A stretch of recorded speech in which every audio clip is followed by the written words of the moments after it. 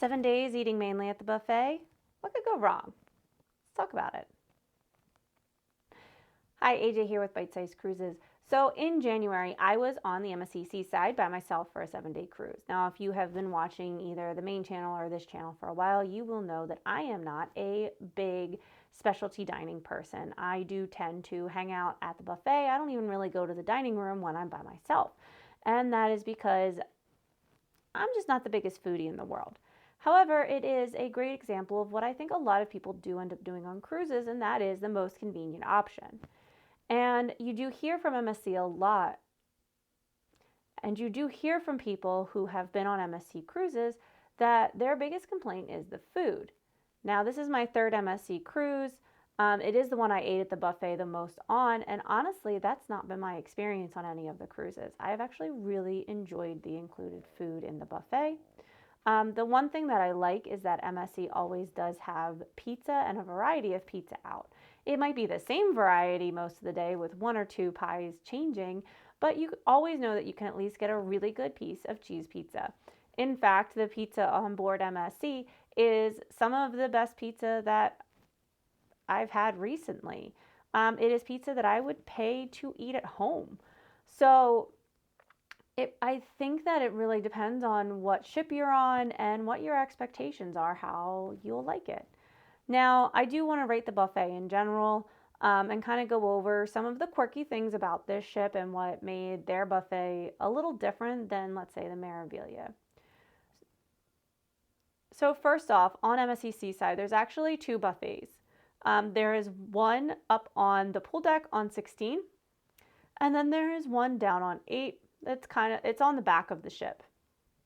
So the one on 8 is the larger buffet, which is very strange to me for a ship of that size. Normally you do see the buffet up on the pool deck, but I did like that it was down on the kind of right off of the main atrium.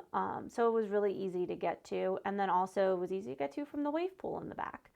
So that location didn't bother me at all. It was weird having the second one upstairs. The thing that I think was very odd about both of them was the fact that they were both kind of oddly shaped. So the one on 8 was more of a normal shape that you think of with a buffet, where there's kind of like that centralized area, and then you have the seating area going around the outside, and then it meets towards the back. What I think made this one weird is that the flow of traffic was not well maintained. So they would shut off one side of the buffet for lunch and they'd shut off the other side of the buffet for dinner. And you could still walk around, but it looked like you couldn't. And so people tended to cluster and congregate. So the biggest frustration with eating at the buffet was the traffic, but I actually didn't even have that much of a problem finding seating most of the time.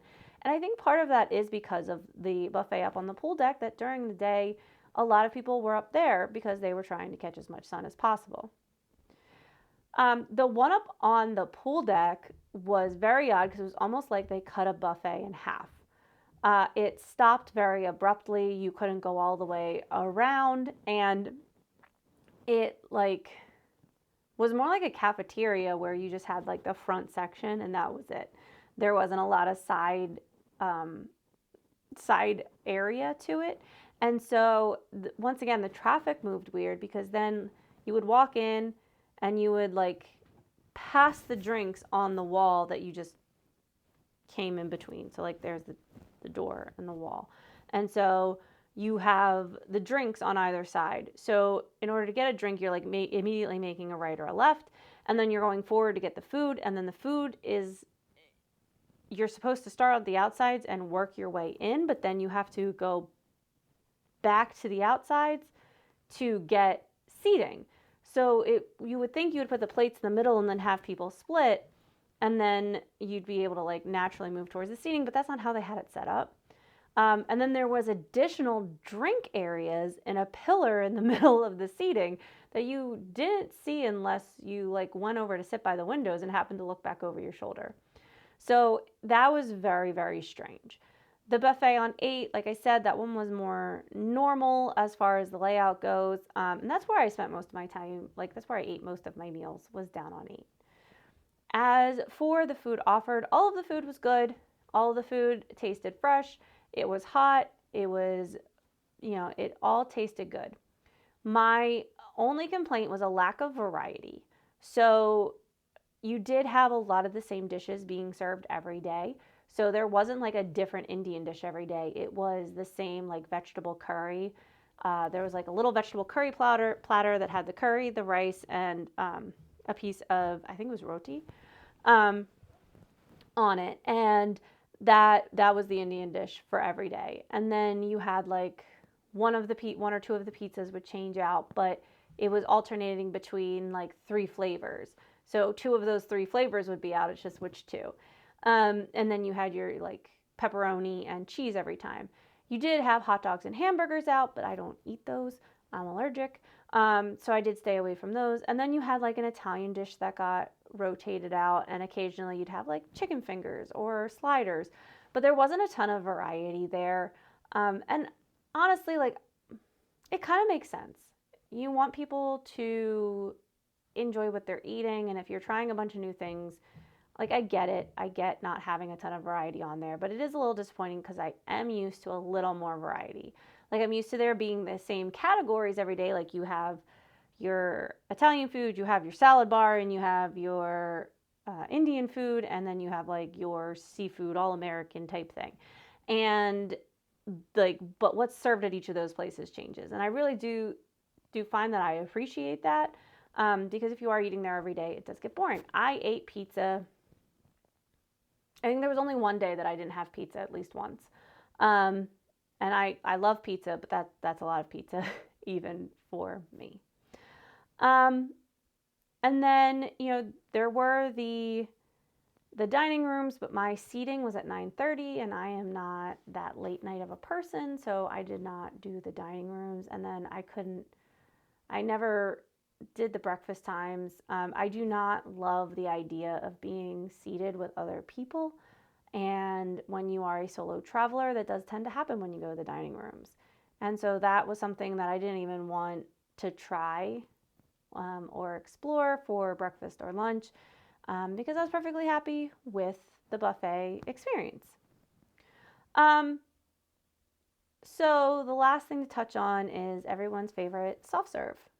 So the soft serve is only served at lunchtime, which I found disappointing because a lot of times I really want soft serve after dinner. I don't really like my ice cream in the middle of the afternoon, but that's okay.